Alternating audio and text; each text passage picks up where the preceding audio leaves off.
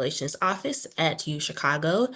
I'm very excited for you all to join today's webinar entitled Salary and Benefits Negotiation, facilitated by career coach Holly Crawford.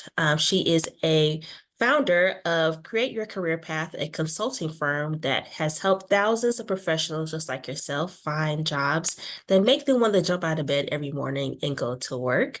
And we are very excited to have her back to join us to talk about how to essentially advocate for yourself when it comes to salary. During today's webinar, definitely feel free to drop your questions in the Q&A box, and we will try to get to them during the Q&A. And then following today's session, a survey will pop up. So please share your thoughts about your experience today. And then lastly, a recording and resources will be sent to all attendees either tomorrow or by Monday the latest. So please be sure to keep a lookout for that email. All right, with that said, please welcome Holly. Thanks, Kashima. Really appreciate it. And this is a very hot, popular topic for a lot of different reasons, regardless of the economy, et cetera. In order to find and have a job that makes you want to jump out of bed in the morning to go to work, the salary and benefits are a really important piece of things. So we're going to be discussing ways and tips to prepare for your negotiation, things that you need to say or we would recommend that you say during your negotiation, and a lot of other great stuff. So as Kashima said, I'm Hallie Crawford. I'm a certified career coach, speaker, and author. I've been coaching and training since 2002. So it's been a long time in a good way. I love what I do. And I have an undergraduate degree from Vanderbilt University and a master's degree from the University of Illinois, and actually lived in Chicago for about 8 years. So I have a special affinity being a partner with the University of Chicago. We're going to give you a lot of advice today. So one of the things that I wanted to say first is please pick and choose the advice that makes the most sense for you based on what your situation is currently related to salary and benefits negotiation. What resonates for you the most with what we're discussing? So pick and choose. And as a reminder, you are going to get a copy of the recording. I will show you on the next couple of slides how you can get a hold of our slides as well. There is a link in the chat box at the very top that you can download the slides. I'll copy and paste that and put that in again just to be safe, because I think someone said it may not have come through, but I'll also show you our email address where you can get that too. So let's dive in. There are a lot of challenges, understandably, with negotiation. A lot of our clients will tell us multiple things. They get really nervous about it. Some people will say, I'm not sure what to say, what to ask for, and how to handle this in the right way. And other people will tell us, understandably, that they have imposter syndrome, that they don't have as much confidence as they would like when they're going into a negotiation and knowing what to say. And the goal here at the end is to be like the woman on this screen where, she's smiling, she feels good about her negotiation. It might have been a little bit stressful, but that's normal. So just please know first that you're not alone if this is not your favorite thing to talk about. And if we look at the bottom right-hand side of this slide, one of the biggest takeaways from today that I'd like for you to get is the goal here is to have an open, direct, two-way conversation about the salary and benefits that you're wanting, to try to get away from this idea of it's, like it's a win or lose, it's yes or no, it's black and white. And if I don't say the right thing, I'm not going to get what I want, and that's it. What you want to try to set the tone for as much as possible is that I'd like to have a conversation about this, and that you set the stage in the right way so that the hiring manager, the HR professional, whomever it is that you're negotiating with, gets that message. One of the things to think about that can help kind of allay your fears a little bit more, and then on the next slide, we'll show you our agenda for today, is that managers expect negotiation. According to Robert Half, really big recruiting firm and placement agency, most managers expect negotiating from candidates, and most professionals do try to negotiate for a higher salary. So it's not like it's something that is abnormal, weird, strange. Unless, for example, like I would say for in some cases, an entry level position, or if it's your first position out of college, you may be able to negotiate a little bit, but there's typically at these lower level positions, entry level jobs, there typically is a little bit less negotiation, or they may say to you, this is our salary range. We can't budge on it. So just keep that in mind as we progress today. Okay. And thanks, Kashima, for putting that in there because, my chat may not be working on my end. I can see everything that comes through, just FYI. So please, as we progress today, please feel free to put any questions or comments in either the chat or Q&A. I can see those come through and we'll answer questions as we go. Plus, if you take a look at our agenda, we will have time for Q&A at the end too. So here's what we're going to discuss. If you look at the slide, 10 tips to help you prepare and make the ask, topics and things that you can negotiate for.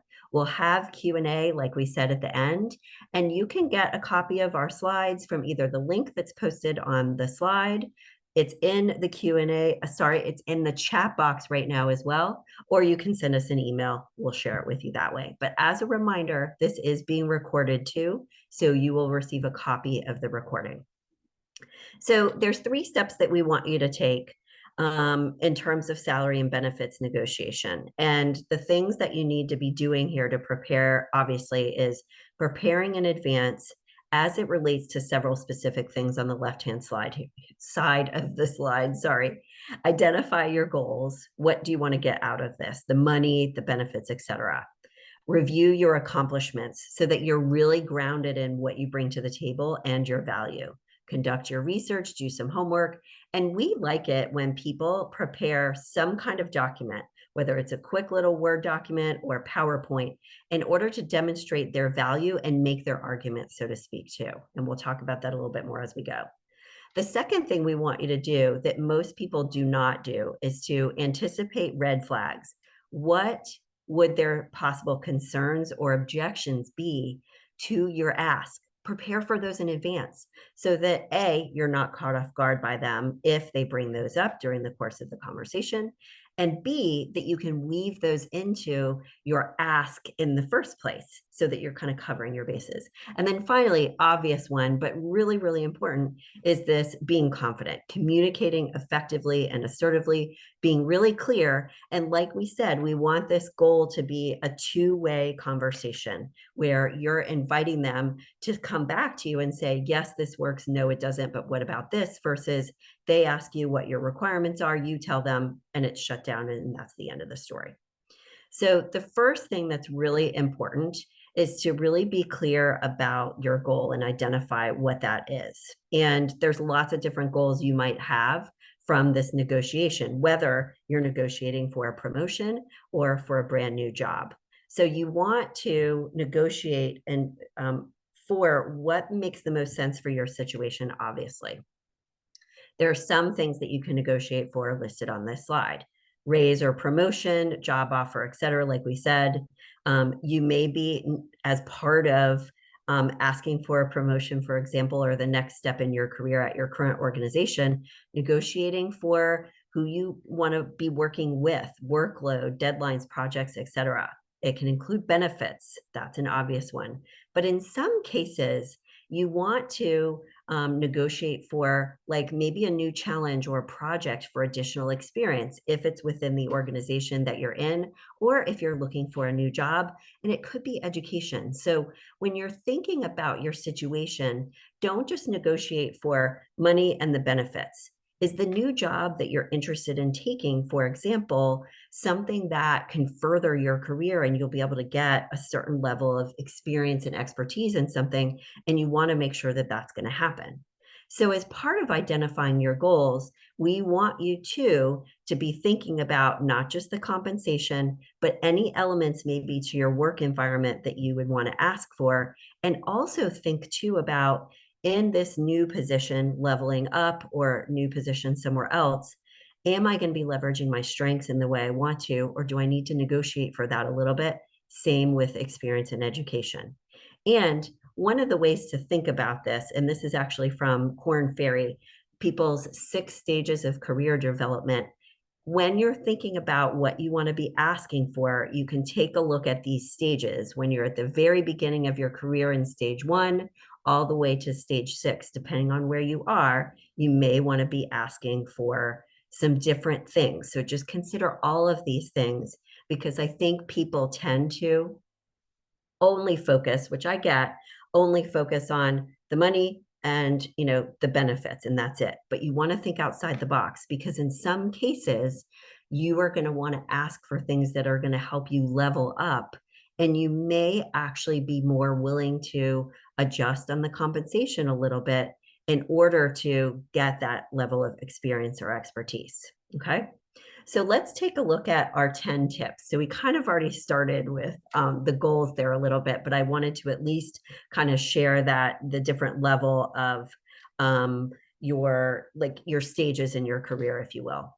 So let's look at our 10 tips. So number one is to make sure, obviously, that you very in a detail oriented way and very clearly review your accomplishments. And what we would suggest, if you look at the left-hand side here, is write down what you've accomplished in the past year, for example. And this is going to be outside of your resume. You may already have them on your resume, which is great, but let's get into a little bit more detail. And as part of this, you can put in there measurable results that you may not have listed on your resume, but you can provide greater detail during the negotiation. For example, testimonials or compliments that you've received from coworkers, clients, employer, boss, etc. Anything goes here for accomplishments. And if nothing else, this is about remembering all the things outside of your resume that you may not remember, and having a good ongoing list of all of these things. If you get an email from a coworker or your boss or a client or customer and it's really positive, you want to put it in this accomplishments document. So we recommend to our clients that they keep an accomplishments document that's a running list on their desktop, so that they can have a place to put these things so they don't forget them and can bring them up during the course of the interview process, even before the negotiation, but bring them up if needed during that time as well. And what you want to do, obviously, on the bottom right, is identify those top items that you want to reference or talk about in your notes PowerPoint during the negotiation too. Tip number 2 is review, update as needed your resume and LinkedIn profile. If you're already in the throes of interviewing for this new job and you're getting to the point of salary negotiation, obviously you've already updated everything. But we want you to make sure, again, to go through your resume and LinkedIn line by line so that you're really clear about what you've accomplished in terms of the tangible things, but also those soft skills as well. So what have you accomplished in the past year, whether it's leading people remotely, change management, crisis management? What are those other things that you're really good at that may be considered soft skills that are just as important? Because this is what employers choose people on, is those soft skills typically, as those tangible skills that are on your resume too. So you want to make sure you include those as part of your discussion. Obviously, you want to update your resume and personalize it to each of the positions you're applying to, et cetera. We'd love to do our first poll here if we could. How many people keep their resume and LinkedIn up to date? We know that some people don't, and totally get that. I had to update my resume the other day, and it's been a little while, so it took me a few minutes. But if you are in either job search mode or looking to make a change in the next year, it's a good idea to keep your resume up to date, like brush it up every 6 months so that it's easier for you to do so, that you don't forget anything, and it's easier to get those numbers. And this is why we want you to have an updated resume, but also that accomplishments document as well. So it looks like so far we've got most people saying they don't, which totally understand. You're not alone. And then around 32% are saying, oh, sorry, I apologize, reading it wrong. Most people do, which is fantastic. 32% so far are saying they don't. So I'm really happy about that, because we want you to keep it up to date. It doesn't have to be every single day, every 6 months, give or take.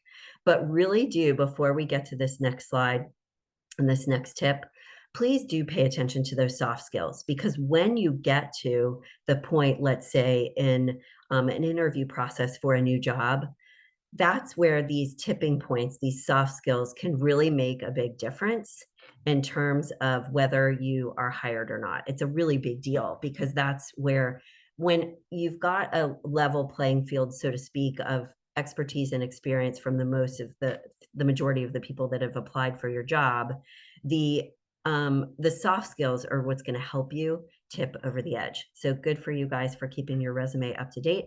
And for those who haven't, just put it on your list. No worries.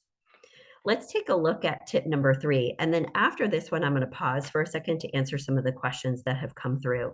Please know, just by the way, that if we don't get to all of your questions, I will put my email address in the chat box right now, and you can feel free to email me afterwards if you think of something later on. Happy to answer. So tip number 3 is to be realistic about things and read the room of your organization and industry. Is this the right time to ask for more money, or is it a better time to ask for a job title change or something like that based on what's going on with them? Is the company or organization thriving? Are they hiring or not? What else could be available that you might want to ask for, etc.? Be prepared when you go into your ask to have other things on your list that you would be willing to accept. We had one client, for example, who she was looking at a job at it was, yeah, it was the University of Pennsylvania, and they were about $2,000 apart in terms of salary. So what she said instead, after they talked things through and they said, really, this is where our budget hits, we can't go higher. She asked for 1 day a week being able to work at home, save on gas, etc.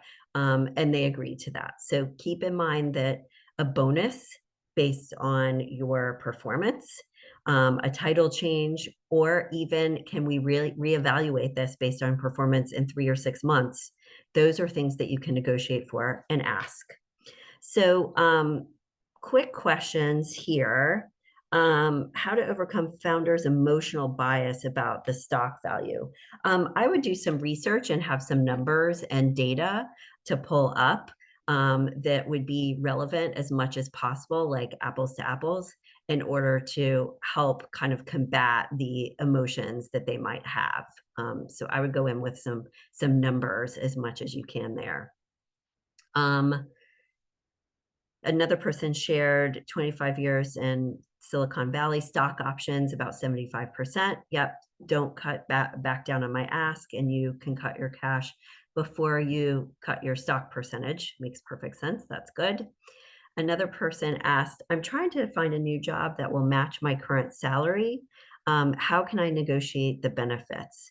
So here's the thing is, when you're negotiating for other things, just know that they may have a policy for or against this. But in my book, it's worth asking, because the worst they can say is no. And maybe through the course of that conversation, you all can brainstorm some other ideas.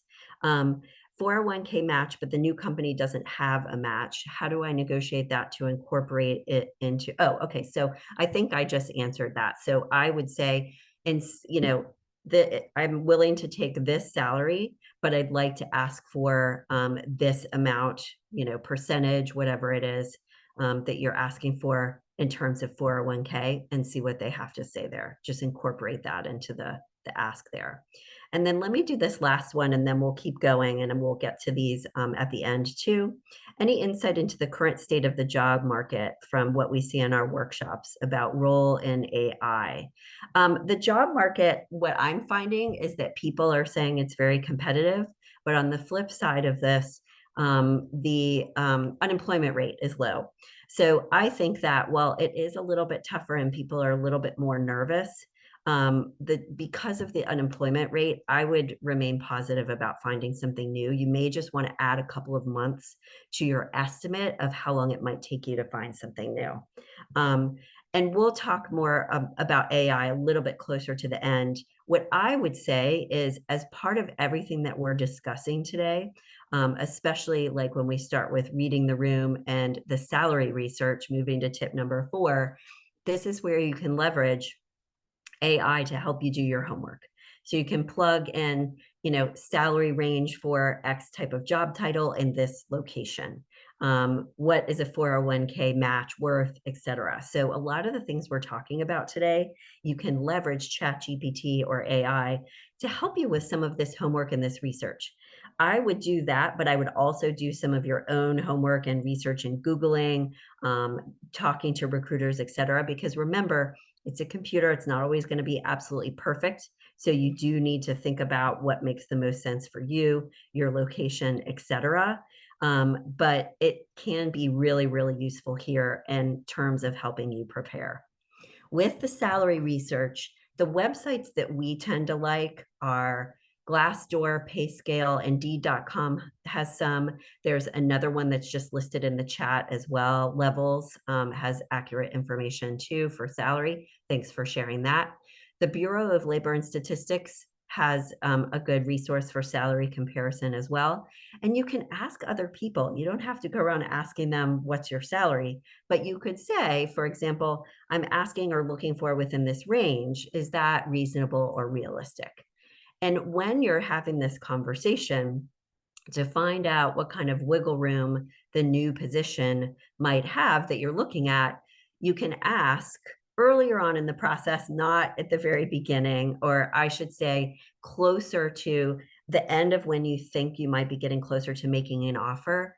But if they have not brought it up after multiple interviews, it is reasonable to bring it up and say, what is the salary range? Or I'm asking for X range. Is this within the range of the position? Again, opening it up for a conversation. The other thing that I would do is on the left-hand side here, it's a good idea to research the standard salary for both the current position that you're in as well as the desired position. Because some people will tell us after doing the research and just what they know from the market, that they know that their company pays lower than the industry standard. But for example, their company provides more benefits outside of that, flex time, et cetera. So you want to know what you're walking into, depending on where you are or based on where you are as well. As part of the salary research, it's important to add up your total compensation, including the benefits.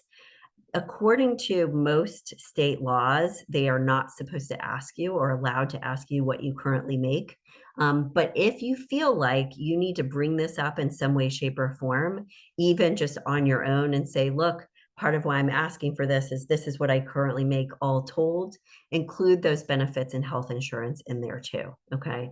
And some of the questions that you can ask as you're having these conversations along the way are listed on the left-hand side of the slide. What's the benefits package offered? Is there flexibility in what's budgeted for the position? And if you're looking for remote or hybrid work, you've got to just make sure too, as part of negotiating for this as a possibility, if you're going to ask for it, even if it is an in-person position, you want to make sure that you're able to demonstrate and show from past experience that you're able to handle the work, show the results, et cetera, et cetera. Let's look at tip number 5 next. And this is taking these other perks and options into consideration, as we've already said a little bit. So we've got more of them here listed on this slide, and we've already touched on it, but I would walk into the conversation being prepared to say, these are the other things I'd like to ask for if you need to, whether they're a high priority for you or if you're using them as a backup if they can't get you to the salary. The other thing that you want to realize too is right in that moment while you are having the conversation, unless for someone there's for some reason they're saying we need to have an answer right now, if the process has gone on for a long time, let's say, it's okay to say, obviously, I need to think about it. Can I think about it and get back to you? And sometimes one of the things that people will actually negotiate is, if they say yes, but we need you to get back to us, tomorrow, you can negotiate to give them an answer a little bit later. So you've got some more time to perform your research or whatever you might need to do, or consider and think about their offer. So that's actually another thing that you can negotiate and check out. And remember too, like we said earlier, we've got education here just as at the top. Remember that it's important to make a list of priorities for yourself about which of these benefits is the most important for you, top to bottom. but consider that growth opportunities are something that you can negotiate for as well. If you cannot make this amount of salary now, can you stretch to work on these types of projects? And that's going to give you some additional experience. Can you revisit the salary conversation in 3 to 6 months? Keep in mind the total package, and it is a really good idea to make a list of priorities for yourself so that you're going in there really clearly. You know what your ceiling is, but you also know what the bottom is too, where you can't go further, so to speak. Let's look next at tip number 6, and this is the importance of being confident. I don't want to say to people that it doesn't matter what you say as long as you say it in a confident way, because I don't think that's accurate. But it does make a difference how you come across in this conversation and throughout the course of the interview, obviously, because you're going to come across as someone who really truly believes in what they're asking for or not so much. So, as part of preparing for this conversation, remember that your attitude about the whole thing is really critical, that you have a positive attitude for a really good win-win outcome. That this is not just, we don't want to set things up as just, it's win or lose, that's it, I have to get this perfectly right, etc. You want to set the tone as much as possible of an open, direct conversation about things. Your attitude affects your actions, which, as we all know, affects our outcome. We know how, when we go into a meeting or an interview and we feel really, really good versus times when we don't. So do something for yourself to prepare yourself mentally for a few minutes for sure before this conversation. Write an affirmation, stick it on your bathroom mirror. Visualize how you want the interview to go and how you want that salary negotiation conversation to go. Dress for the job that you want, not the job that you have. It's okay to take notes during the course of the conversation, and it's okay to have notes with you in case there's stats or statistics or data that you want to have ready to go just to be safe.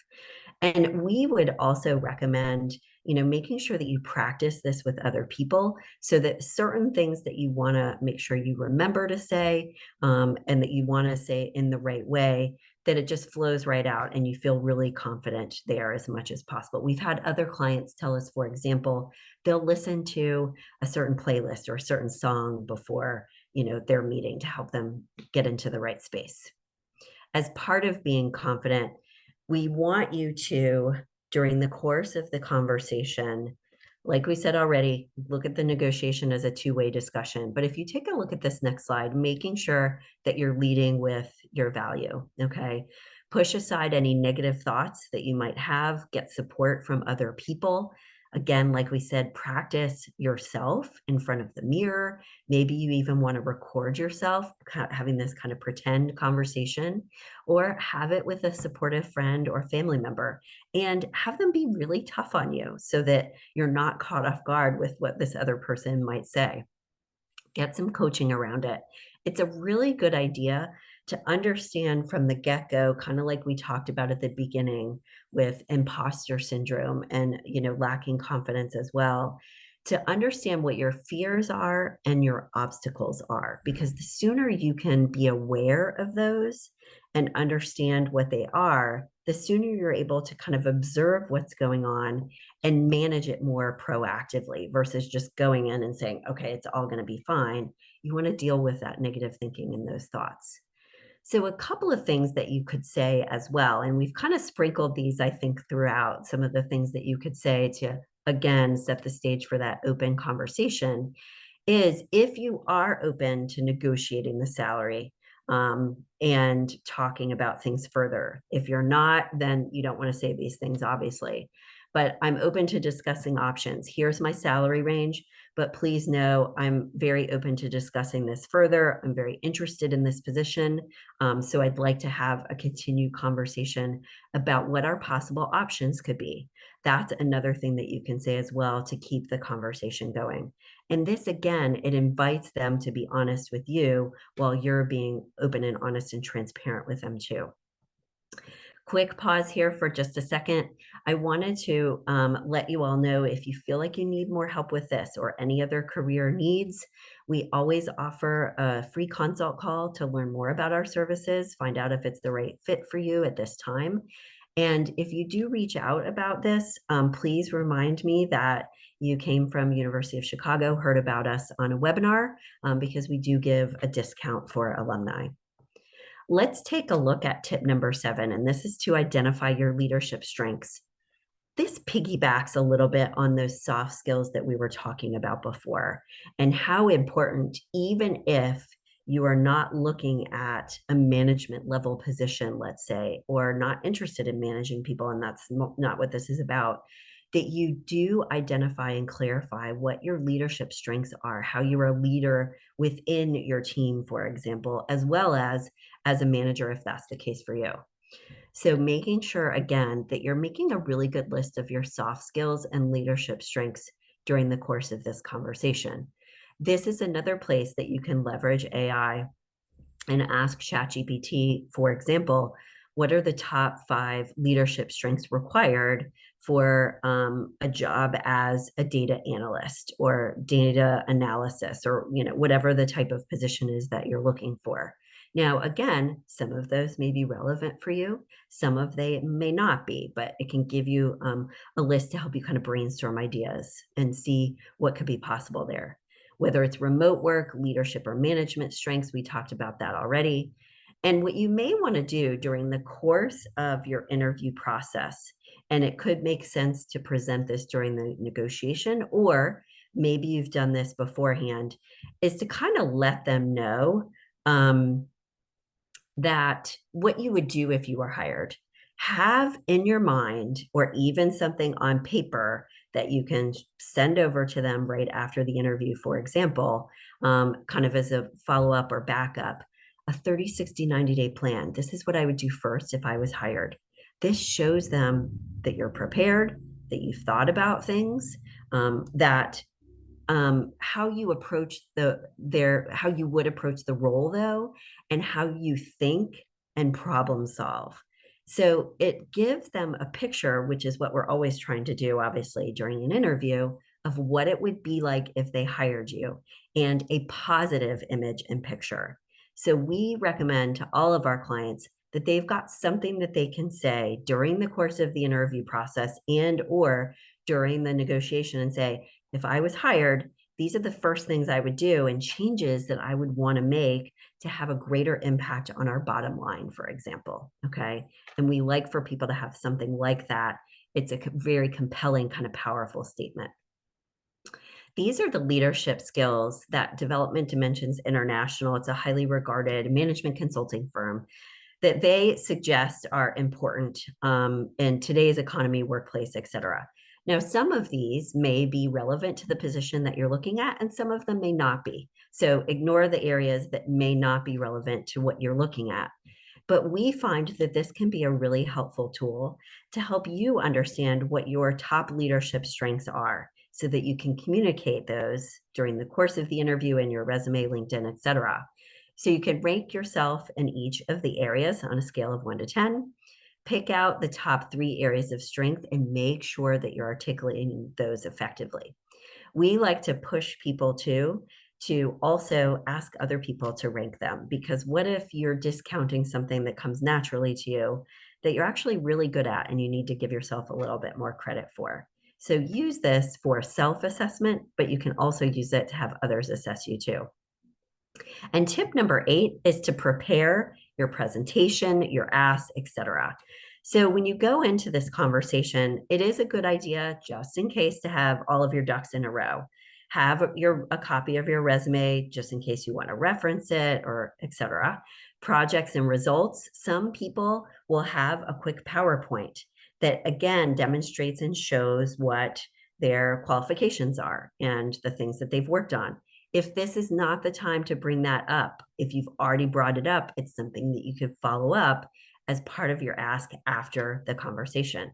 Some people will create a quick portfolio depending on what their industry is. Some people like to provide along the way during the course of an interview what their strengths finder results are. And we've had clients in the past, which we think is a really good idea, create like a brag book that they can either send over electronically or have as a hard copy during the course of the conversation. Now, some of these things that we're talking about are things that you may have already used or leveraged during the course of the interview. But you may want to reference a couple of things during the process of having this negotiation. And that's why we want you to have them ready, handy, just in case you need them. And tips number 9 and 10, and then we'll start to get to some more of our questions here, is number 9 is to be really clear on your ask. And we've talked about this a little bit more already, but you really want to be clear on your numbers and your different options, like we've said. So what's the range of salary that you're looking for? Is job title something that you'd like to negotiate for, because then it's on your resume? So when you're looking for that next job, that's the title, the one up that you can go for. At the end of the conversation, or during the course of the conversation, whenever it makes the most sense, you can say things like, based on my performance and qualifications, I'm asking for X. Is that within your range? This is how you keep that conversation going. Then be quiet and wait. Sometimes people start talking again after this because they get nervous, and I get that, but you don't want to reduce your position of strength, so to speak. You don't want to have to say more that then like diffuses your ask. So be quiet and wait for them to respond. If they don't mention things or haven't mentioned salary along the way, obviously you can ask the range for the position. And when you are asking for what you're wanting, it is okay to have that salary research that you've performed kind of ready to go. And it's okay to bring that up during the course of the conversation. We'll do our next poll here if we could. And then we've got a couple more slides before we'll do Q&A. The question is, have you performed salary research before to prepare for a job? I think most people have, because there's so many resources on the internet, which is good. But when you are including your salary range based on research that you're asking for, it's okay to say, based on my research, I see that it falls within this range. I'm asking for X because of ABC qualifications and expertise that I have. Okay. So, like I thought most people have, which is good. And if you haven't, that's totally okay. There's people out there that maybe haven't looked for a job in a really long time and they haven't had to do this. So, no problem. Now you know what some of the resources are in order to do that. Let's take a look at tip number 10. And there's a couple things in here, actually, some that piggyback on some of the other things we've said too. Practice dealing with the red flags. So, as part of your preparation, and I would practice your responses to these as well out loud so that you feel comfortable and good about them. Think about in advance any concerns or objections they may have. Well, you don't have the right exact industry specific, experience or skills. What are your transferable skills and experience that could be relevant and related? If you don't know the specific kind of software that they use at their organization, you can have testimonials ready, for example, or the results of how you were able to pick up new software really quickly in your last job. The goal here is to weave these into your conversation with them so that they don't, latch onto them and then decide, okay, that's it. Is so keep this in mind too, that you want to weave these red flags into the conversation with them as much as possible so that they don't even bring them up. If nothing else, if they do bring them up, then you'll be ready. And for example, if there's a concern that you might be on their part, that you might be demanding a higher salary, let them know, if you're open to this, that a lower salary range is okay with you and why you're okay with this. If it's not the case for you, then obviously don't say this. It depends, again, on your situation. Let's take a look at our next couple of slides and get to our Q&A. And we've got one last poll here, and I'm really curious about this one. We said this earlier, but here are the things that on this next slide that we recommend when you're practicing, you're paying attention to. It's not just about the words that you're saying, but what are your nonverbals? Are you waving your hands around too much? Are you accidentally like rocking back and forth, for example, because you're nervous? Whatever it is, you need to pay attention to those things. Practice your presentation, see if your tone of voice is good, positive, confident, and just making sure that you're coming across in the right way and in the way that you want to, versus not just worrying about the language. That's critically important too. But we need you to be paying attention to the whole package. And it's a really good idea to get feedback from someone on this. This is what we will do with our clients when they need, for example, mock interview practice.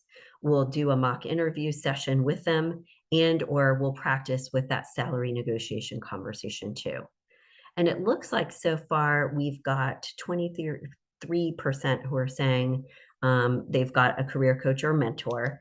77% are not. Totally okay. This is something that I would recommend working on over time. Finding a mentor isn't like you just go, get it tomorrow. But people who have mentors or coaches for their career, and I'm not just saying this because this is what we do, I've worked with a coach during my entire professional life. They do better because they've got this feedback loop. They've got someone who helps hold them accountable, all this other really good stuff. Okay, so our last slide with tips is when you're conducting the meeting, make sure that you're tying your accomplishments to the value and bottom line of the organization that you're speaking to then. Why would your accomplishments make a difference for their bottom line? Provide tangible results achieved, numbers and results whenever possible. Include testimonials and kudos if you think you need that. I've always gotten really good compliments or a lot of compliments on my ability to pick up software quickly or to manage people through change. Or I'm always told that I'm very authentic, whatever makes the most sense for your situation. Be prepared to provide a range for salary so you've got a little bit of wiggle room there. Don't make it personal. Bash your previous employer and don't talk too much. This is where you want to go in really confident. Don't say anything negative about where you've been. And if you can't get exactly what you want, don't take it personally as much as possible. And try to keep your emotions just at a good level, even keel during the course of the conversation as much as possible. The final things that you want to say at the end of the conversation are listed on the right-hand side of this slide. If you can't get what you're asking for right then, is there a possibility that it could happen? And what could be the timeline on that? What are the next steps for discussing the salary negotiation further? Just make sure that if you don't have an answer right then, that you know what the next steps are to get to a conclusion and an answer, the time frame, next meeting, etc. It's okay to ask for time to think if needed, like we said earlier. And obviously, always thank them. Make sure that you ask about next steps and create a follow-up plan with them together. But be gracious about just having the conversation in the first place. Okay, so let's go ahead, and we would love it if you all would write down one action step that you would take in the next week. We've got some suggestions here, the red flags, the priorities. There's the link to ask us for slides, etc. And I'm going to go ahead and look at the chat to start answering some questions, and we'll get to as many as we can. Like we said, please feel free to share your question later via email. Happy to answer. One person asked, how long should you anticipate when trying to find a new role when you're pivoting careers? When you're making a change or a shift, usually I say that it's going to be like double the amount that it might be for a traditional job search. And this is, the numbers vary so much for how long a job search will take. Depends on the economy, depends on, the industry, all of these other things. The traditional, very, very conservative, rule of thumb is that a job search takes 1 month per every $10,000 that you're asking for. I hesitate to even tell people that number because I think it's depressing and I think it's inaccurate. I think usually it's about half that time, but you want to kind of be prepared for about double that amount of time just to be safe when you're looking to shift. Another person asked, do you ever negotiate severance ahead of time to protect the downside. Yeah, we have, when we talk with people about being laid off, we have them try to negotiate severance if they can, and at least ask and say, can I, list that I'm working here for, a couple more weeks after my formal end date? Can I get, additional health care for a little bit longer? So we do recommend that to people. Another question is, how do you answer the question, what salary range are you looking for? No, you really can't avoid answering. You can't say, well, what are you looking for? That comes across as weird. I think we've talked about that a little bit today. So you want to have a good range there to be safe, so you've got some wiggle room. Excuse me. When you get a job offer, should you ask for 10% more, 20% more? I usually suggest going for sorry, a question came through. So when you get a job offer at 10% more or 20, I usually go for about 10%, but again, this depends on where they fall in the range. If you have an advanced degree like an MBA, you should absolutely mention that. That would be incredibly important, and that should already be on your resume. Okay, so next, let's go to Q&A over here. Okay, Q&A box. Any best practices to utilize LinkedIn when the hiring manager is vetting a new hire? Find that my new boss tries to back channel references as they know. Okay, so that's interesting. Put car driving, but to use LinkedIn. Well, what I would do, if I'm understanding this correctly, is I would have testimonials like and references ready to go for them to talk to, and offer that up front and let them know I do have references that you can speak to, so you can kind of deal with that a little bit in a different way. Hopefully, instead of them back channeling, you've got some to provide. Should LinkedIn read like my resume? This is a big question, and a topic for another webinar, I think, because we talk about resume and LinkedIn. You can start out with your resume in a way, but technically it should be different and not exactly verbatim like your resume. LinkedIn should be a different set of bullet points and adjustments. They're worded differently. And yes, the assumption, yeah. So the resume and LinkedIn is all updated before you get to the salary negotiation. I mentioned that, but I know I've said a lot of things too. So what are soft skills? Soft skills are things like if you're good at leading people through change, if you tend to be, let's say, more extroverted and are a great relationship builder. So it's things that are not like, I know this software, I'm good at data analysis or event planning. It's relationship management, those other things that you are good at as well. Hopefully that answers as a starting point. Repeat and expand on negotiating retirement benefits. Those would be to just ask for what you'd like to get from the 401k. So for example, can I ask for, instead of this, salary range or this salary, can I get higher, 401k match? So just asking that directly, but coming up with a percentage there would be helpful too. Or you can leave it up to them and say a higher, like 1 or 2 percentage points higher than you offered. Okay, another one looks like it's more of a comment. Yes. Oh, this is a good question too. Thanks for asking. California passed a law this year, yes, that a company can't ask a candidate what their current comp is. This law, I think, is in a lot of states now too. It does not constrain the two-way communication about compensation expectations. I guess what I would say to this is kind of what I was saying earlier, where even if they haven't asked you, if you feel that it would be helpful for your argument, so to speak, for why you want to make X amount, or asking for the benefits, if you choose to share what you're currently making, that's up to you. They haven't asked, but it's okay to share on your end if you think it would be helpful.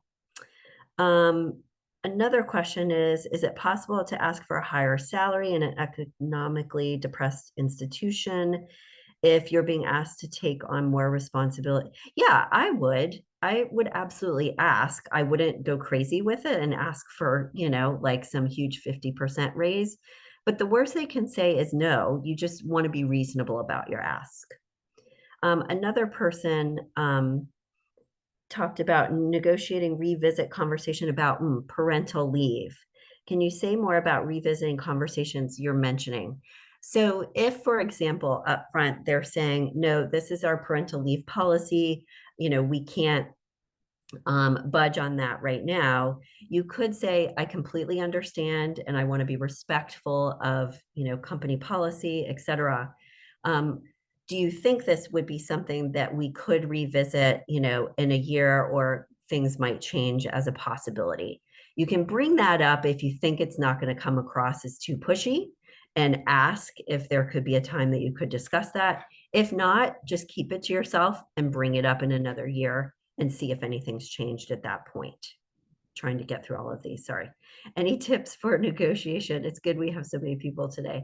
For negotiation, when you've been connected to the job by an external recruiter or headhunter, usually in this case, you negotiate through the recruiter. So if it's someone external, typically the recruiter is going to handle that for you, and you can ask them if this would be reasonable and what they would recommend. You can push it a little bit, but normally the recruiter wants you to get that job. So in a good way, they're going to be hopefully honest and transparent with you about things. They may encourage you to go a little bit lower than you're comfortable with so that you can get the job and they can get their commission. So not to be rude about recruiters, but that's their job, is placement. So let them handle it, but have a good honest conversation with them about it. Another question is, how do you know the range of salary for the grade of role you're in? Knowing the range. Yeah, so I would use several of the salary websites that we mentioned here, and there's one also in the chat box too, so that you can kind of get, okay, what are the common themes here and what am I looking at? Don't just use one range. This is again where you could ask and use AI, but see if you can get a sense there. And it's probably worth talking to some colleagues at other organizations and just ask them, what salary range they see is reasonable too, so you can get a sense of things.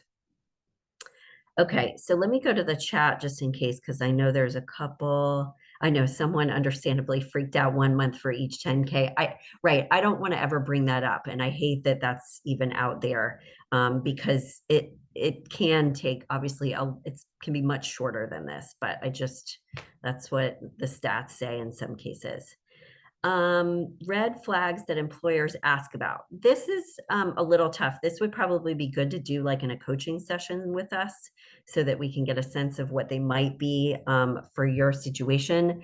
Usually lack of experience or skills is most likely the common thing. It could be some soft skills though that are a possible concern if your communication skills aren't as good or something like that. Another person is asking, after you pitch your promotion proposal to your manager, how long will it take for them to give you an answer? Sometimes they will put the decision on hold, but you can ask them, okay, when can we follow up about it? And normally it should only take them like a few weeks to get back with you on an answer. It shouldn't be that long unless there's some long convoluted process that shouldn't be the case. So I would give it a few weeks and ask them what they think the right time frame would be. Sorry. Oh, and the other person, can you negotiate severance in the hiring salary? No, I would not do that. Don't negotiate severance up front. That would be odd. Do you have a case study on a candidate using number tip to negotiate to secure help set? Okay, sorry. You might want to email me the question about the tips to negotiate because I'm not sure what you're asking there. I apologize. The top one in the Q&A. Do you recommend speaking on salary first versus seeing what they say? No, I would see what they say first, but if for whatever reason, which is highly unusual, they haven't gotten to the salary discussion and you're getting close to them making an offer, or you've got maybe other offers you're considering, it's okay to say, would it be possible to discuss the benefits package in the next conversation? And we're getting a little bit close to time here, Kashima. So I just wanted to check in with you. Is there anything that you wanted to say or announce before we go. And as a reminder, please, if we didn't get to your question, feel free to reach out to me directly. I think we could take maybe four more questions and then wrap up. But just as a reminder, as you all are heading out, please complete that survey so we can understand more about today's experience and what other webinars that we can facilitate for you in the future. And again, the recording and other information will be available for you all tomorrow or on Monday, the latest. And that's about it. Okay, good. Thanks for saying that. So a couple other questions. If the new position has a range, I would, yes, ask closer to the higher end of the range if that's where your qualifications fit. If you know they're going to have some concerns and you're not fully qualified, I wouldn't go to the higher end of the range, like we've said so far. If they say in the initial position or posting that the range is negotiable, then yeah, I would err on the side of going towards the higher end of the range. Again, just making sure that you're being realistic too. Would you recommend starting negotiation from total comp or bit by bit from base salary, bonus options, etc.? I would do it as total comp first and then kind of pick it apart a little bit more if you want to ask for a certain bump in certain areas. Um, Having a salary range within about 5K usually is normal. It could be up to like 7. That's between 5 and 7 is what we typically recommend for people. Sometimes people go as high as 10. I wouldn't go any higher than that.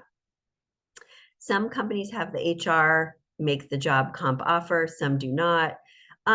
Really, I think it's either way. I don't know that there's any best practice about who's making the offer to you. A lot of times it's the hiring manager, but again, either way, however they do it, just I would go with it. Um, Referrals are really critical when applying for new jobs. Networking and asking for referrals, I'd be asking people that you've worked with before in the past to write you a recommendation on LinkedIn. That's the best way to go about that. Okay. And I think we're almost at the top of the hour, and I want to let people get to their 2 o'clock. Well, 2 o'clock on East Coast time. Sorry. Well, thank you once again, Holly, for this really informative webinar. Thank you so much for all of your questions. These are really great questions. If you are able to send your questions via email to Holly, that I think that'll be the best way so you can get a response. She'll be more than happy to connect with you and also set up a consulting call as well to learn more about your career needs. But thank you again for attending this webinar. Again, please complete the survey, and I hope to see you all at our next Smile Your Career webinar. Thank you so much, and I hope you have a great rest of your Thursday afternoon. Take Yep. care. Thanks for the kudos, guys. Really appreciate it.